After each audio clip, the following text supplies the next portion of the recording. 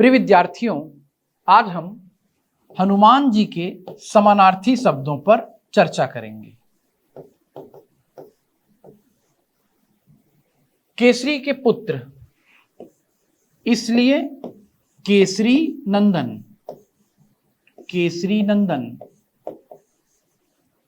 केसरी के पुत्र, इसलिए केसरी तनय। नंदन यानी बेटा, तनय यानी बेटा। माता का नाम अंजनी। अंजनी के पुत्र होने के कारण हनुमान कहला रहे हैं आंजनेय। मतलब यहां पर इया शब्द है और इसे बोलचाल की भाषा में लिखा जाता है आंजनेय। तो इन शब्दों से आपका परिचय है ही, नहीं है तो आज आप जान गए। केसरी नंदन, केसरी तनय, आंजनेय, अंजनी नंदन, ये सब किसके समानार्थी शब्द बनते जा रहे हैं? हनुमान जी के समानार्थी शब्द बनते जा रहे हैं। हनुमान के धर्म के पिता हैं पवन, तो पवन देव के पुत्र होने के कारण हनुमान जी कहलाते हैं पवन तनय। सुना होगा आपने, पवन तनय, बल पवन समाना, पवन तनय। पवन सुत है ना, आप बार बार बोलते भी हैं, पवन सुत हनुमान की जय। पवन तनय, पवन नंदन, पवन सुत, ये पवन देव से जुड़ करके हनुमान जी के समानार्थी शब्द बनते हैं।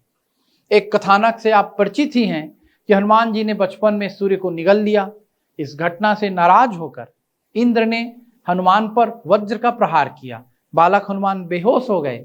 पवन देव नाराज हो गए, हवा चलनी बंद हो गई। बाद में इंद्र और पवन देव के बीच में बात होती है कि आपने बालक को क्यों मारा? तो इंद्रदेव का कहना था कि बालक तो सूर्य को निगलने जा रहा था। तो पवन देव ने कहा, बालक तो बालक है, आप तो समझदार हो, उसे समझाना था, मारना नहीं था। और नाराज होकर पवन देव ने अपना काम करना बंद कर दिया। हवा चलनी बंद हो गई। जगत में त्राहिमाम मच गया। इसलिए फिर दोनों के बीच में बाकी देवताओं ने आकर के सुलह शांति का काम किया और ये वचन दिया गया कि हनुमान पर एक बार वज्र का प्रहार हो गया, अब दोबारा उन पर किसी भी अस्त्र शस्त्र का प्रहार नहीं होगा। इनका पूरा शरीर वज्र के जैसा शक्तिशाली बन जाएगा। तो जिनका शरीर वज्र के समान शक्तिशाली, ऐसे महान व्यक्तित्व का नाम होगा वज्रधन अंग बराबर वज्रांग। हनुमान के लिए बहुत ही प्रसिद्ध समानार्थी शब्द है वज्रांग। और यही शब्द तत्सम से तद्भव में जब बदलता है तो वज्रांग से कौन सा शब्द बन जाता है? बजरंग।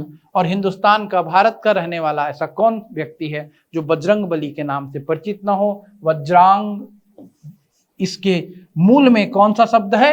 वज्र। और वज्र का मतलब आप समझ ही रहे हैं, इंद्र का हथियार, आसमान में चमकने वाली बिजली, दधीची की हड्डियों से बना अस्त्र। और साथ ही साथ एक और शब्द बनता है इसी वज्र शब्द से, वज्रदेह। आप सुनते ही हैं, वज्रदेह दानव दलन, जय जय जय कपिसूर। तो वज्रांग, बजरंग, वज्रदेह किसके समानार्थी हैं? हनुमान जी के समानार्थी हैं। हनुमान जी वानरों के राजा हैं। कपि, ये समुच्चारित भिन्नार्थक शब्द बनता है। यदि बड़ी की मात्रा लगती है तो कपि का अर्थ होता है घिरनी, और यदि छोटी ई की मात्रा लगती है तो कपि का अर्थ होता है वानर।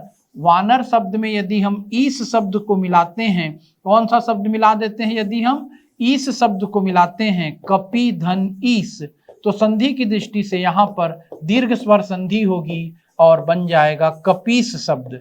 वानरों के राजा हैं बाली, सुग्रीव और उनके बाद अंगद, और वानरों के राजा बिना किसी पदवी के बने हैं हनुमान। जय कपीस तिहु लोक उजागर, कपि धन ईस, कपीस का मतलब भी हो रहा है हनुमान। अन्य समानार्थी शब्द भी आप देख सकते हैं, केसरी नंदन, इतने शब्द काफी है परीक्षा की दृष्टि से। केसरी नंदन, केसरी तनय, आंजनेय, अंजनी नंदन, पवन तनय, पवन सुत, पवन नंदन, वज्रांग, बजरंग, वज्रदेह, कपीस, इतने शब्दों को आप दिमाग में रखें।